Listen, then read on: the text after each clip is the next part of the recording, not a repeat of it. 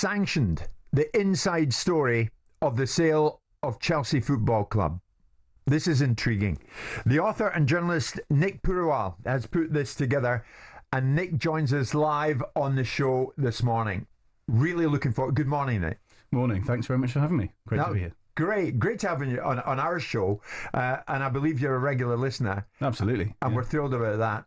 Yeah. You've been talking to Mr. Jordan there in that commercial break. Let's get into this. Just over 3 years ago, Russia's invasion of Ukraine began, and the knock-on impact of that was felt worldwide. The war even reached the heart of English football, with Chelsea owner Roman Abramovich being sanctioned by the UK government, which eventually led to an enforced sale of the football club. Now, Nick's new book, as I mentioned, Sanctioned, details one of the most significant football club transactions in recent times, as Chelsea changed hands in the space of 95 days. The book details the sale with witness accounts from those at the very heart of it, including, most significantly, Roman himself. Nick, I'm intrigued. First and foremost, before we get underway, and I know Simon wants to come in as we go along here, you got the man talking. I've met him, he was charming to me. But boy, couldn't get him over the line, couldn't get the interview. Roman Abramovich, how and why? How did you do it? Yeah, absolutely. I was working as the Chelsea correspondent for the Press Association across the course of the sale. So in that time, as you do, you meet as many people as you can associated in any different way with the football club. And you know what it's like. You just meet people and you have good experiences and you just try to build contacts, and slowly and through trust and time. And Chelsea were running the what would become the award-winning Say No to Anti-Semitism campaign, which was sort of unprecedented in football. And it was clear that it was something that Roman Abramovich viewed as a passion project. And obviously, I just thought it was a fantastic initiative. It's great when sport can try to affect positive change, and that's definitely what they were trying to do.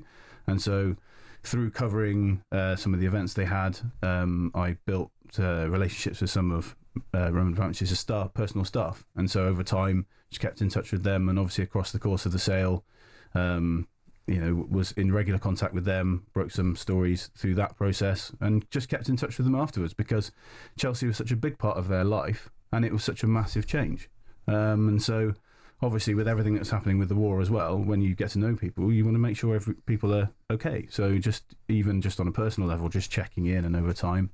And it was always a sort of running joke that, if Mr. Abramovich would like to speak, I'm your man type thing. Always just very jokey, very light, because, he didn't speak and we all knew that. Sure. And then eventually, in one conversation, just checking in, see how people were, they said, actually, he probably does feel that the time might be coming that he'd like to speak and say, because I was saying throughout the sale process, he couldn't really tell his side of the story. And I just felt that really it squares the circle if he does. And yes. And in the end, that's what happened. So yeah. I was saying to you in the break, I met him at Stamford Bridge on one occasion at halftime in a match, and I said at the end of it, it'd be great to do something. Yes, but yes really meant no, and that was that. But it was all very convivial, all very pleasant, Simon, and off I went.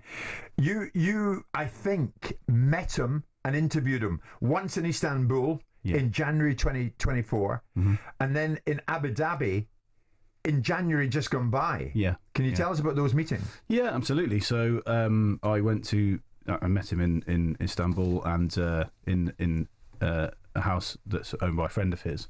And so I walked in and was introduced, shook his hand. He said, hello, I'm Roman, nice to meet you. And he said, right, ask me anything you like. Sat down, and I probably asked about 4 questions in about 5 hours, because once we started, he just kept going. And was he talking in Russian and you have an interpreter? Yeah, but his English is, I think, very good. He didn't need my questions translated, so but definitely. And but I think obviously just for sort of accuracy, and so there was no misunderstanding, and I think that was quite sensible. And once he started, it was at the end of that, he sort of looked at the time and was like, oh, I've got to rush off. I've got a meeting that I've got to get to. So and then it was fascinating. Abu Dhabi more recently. Yeah, this year, and sort of same sort of thing, really. Spent half a day and just sort of checking with the latest on where he was, and so we talked on everything from when he bought Chelsea, his take on how and why that came to happen. So there's a whole chapter in the book on that. and then everything that happened in the build-up to after the Skripal affair, that poisoning, with the Moo music changing in the UK towards Russia as a whole, and how that kind of affected him, and what's happened since. You mentioned at the start of the book, Nick, how some of his closest aides felt he might try and find a way to retain the ownership of the football club. How quickly did Abramovich realise the game was up for him and Chelsea? Oh, I think he was unequivocal about the need to sell straight away. And I think even some of his most senior people were surprised at the speed of the decision. But it sounds, from what everyone says about him, that's just typical of him. And once he makes a decision, it's made, and everything happens then. So it was a very quick, and so even some of the highest people around him were surprised by it. Yeah, absolutely. Process, yeah. And I think I genuinely think I would interpret how he acted as almost a sort of a respectful step away, to sort of, is almost a message to the government to say, I think I know what's coming. I hope it doesn't happen. Yeah. But, this is me respectfully stepping away and trying to make the process easy for all concerned. And what happened next obviously wasn't easy, and I don't think they took that message at all. First time you met him in Istanbul, were you nervous? A little bit, but only in sort of the usual kind of excitement of something professional that's going to be good. And he was excellent. He obviously, disabused any of that straight away, because, as you said, he was exactly the same. Yeah, he was very, very genial. He's quite an introverted person, so he's quite shy. But once we got into it, he was. Yeah. Let's rejoin the story from the moment the Chelsea sale went public with his statement.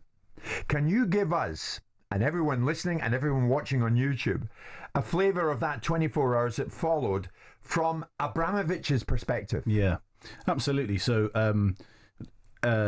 Chelsea were playing Luton in the FA Cup at Kenilworth Road. So we were there, all the journalists, just preparing for an FA Cup match, thinking what's going to happen here. And then the statement dropped.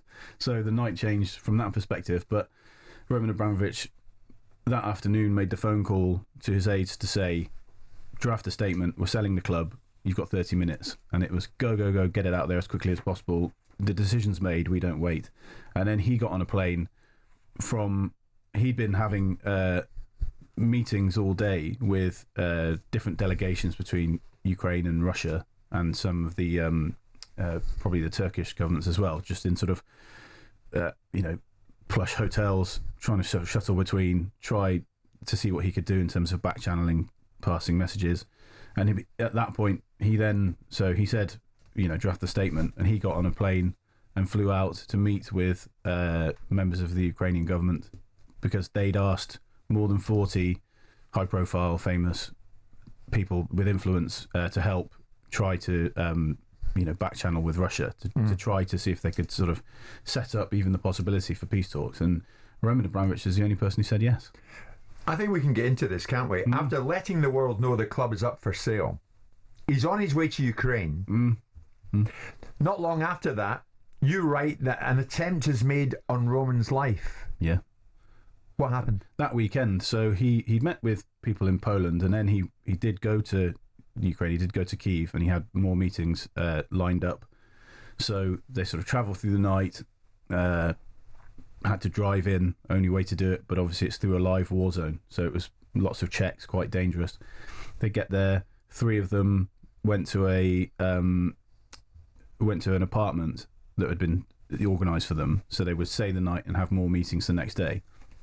And some food had been prepared, so they sat down, ate the food, and just thinking, have this meal and then go to sleep. He stepped into another room to answer a phone call for a bit of privacy, and then the next thing he remembers is waking up hours later in pitch black and being blind with searing pain in his eyes and his face, and the hair was falling out from his hands and from his arms, and the skin was peeling off his hands and his face, and he couldn't see.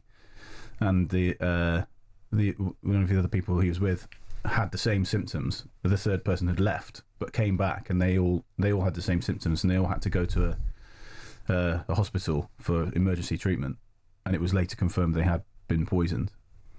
So with what do we know? It got to the point where they had confirmed exactly what it was, and he was told by the experts, we can identify exactly, but you'd need to travel to another special hospital in a different country.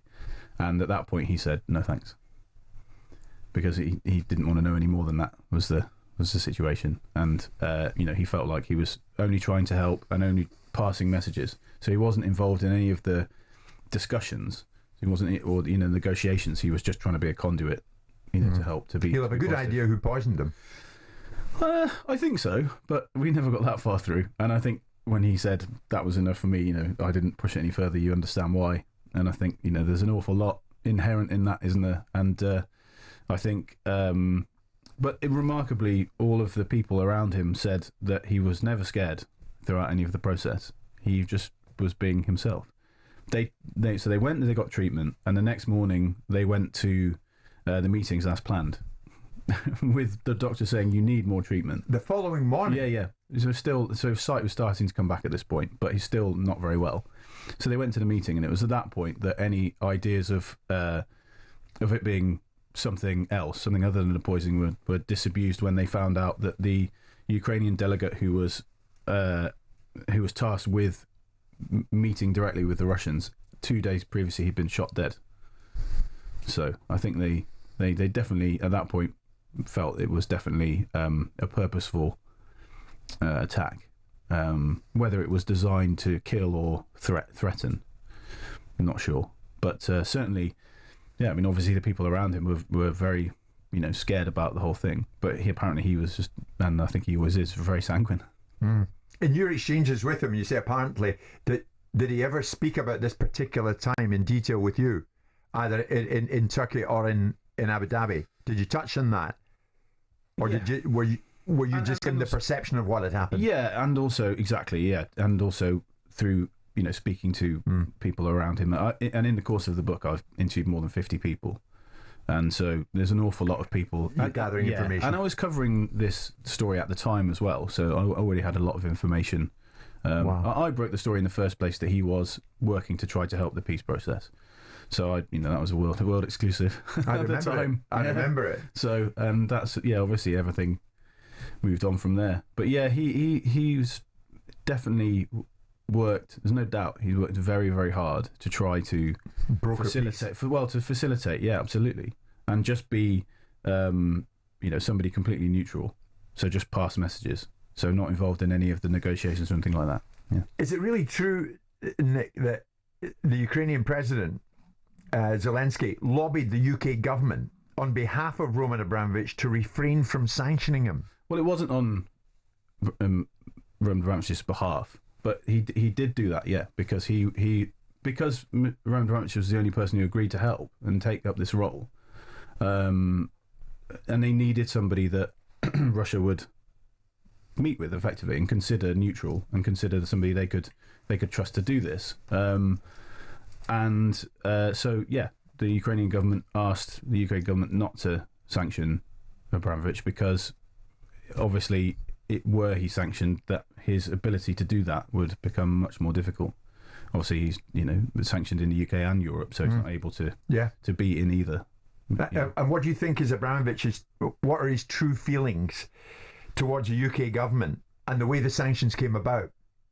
I think probably his real true feelings he will keep to himself.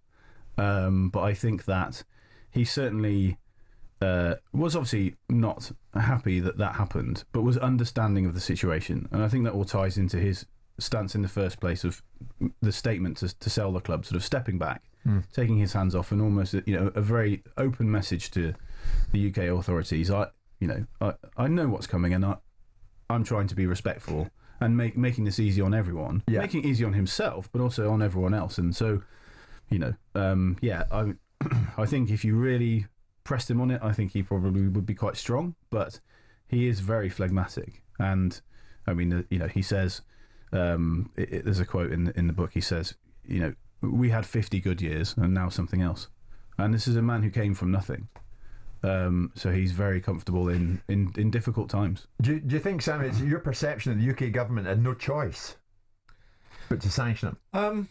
Well, the mood music was that possibly they had no choice. I mean, the reality of it is that Roman Abramovich would be a pragmatic realist. Whilst he wouldn't get happening, he was a beneficiary of political landscapes with Boris Yeltsin and the breaking up of the USSR and the challenge and the opportunities that came through the utility companies, and he was a major beneficiary of that. And that's why at times I have been quite blunt about calling him to some extent a modern day robber baron. But on the other side of the equation, he would in this instance be a realist. He knew what was coming down the lane. So he took control of the situation as best he could by making a decision before that decision was taken away from him and was made for him. And that's why he was very quick and responsive to do it. And that's what people of immense influence and power are capable of doing. That's why they have immense influence and power, because they're decisive decision makers that can see what's coming and react to it and then insulate themselves as best they can from what next is going to come after it. But I would imagine nobody likes to be diminished. Nobody likes to be having things taken away from you in whichever capacity. He exuded and operated in a rarefied world of immense power and finance. And one of those baubles which exhibited that was an English football club. So who wants to be on the other side of that equation? Yeah. Who wants to be sanctioned by a government in a country that in part you've adopted and taken a blue chip product that you've manufactured into a blue chip product and then have it taken away from you and then have the narrative written about you as a result of other people's actions and your passport? Jim White and Simon Jordan.